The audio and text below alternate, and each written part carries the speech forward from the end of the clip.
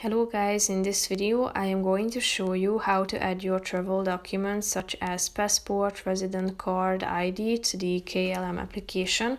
But first I just want to mention, don't forget to subscribe to my channel because at 10,000 subscribers I am going to show you my whole YouTube revenue statistics and growth strategy, how to make money online. So let's jump into it.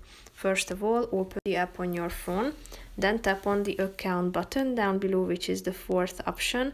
After that, you should click on travel documents and tap on the plus icon down below, then click on the one that you would like to add, such as your passport. Tap on scan document, and then you should allow the application to have access to your camera, so tap on OK, and then you should scan your document.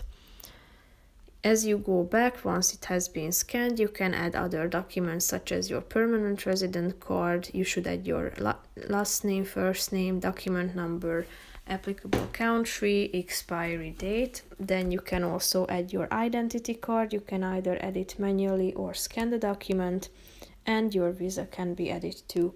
So that's pretty much it for this video, guys. See you in the next one. Bye bye.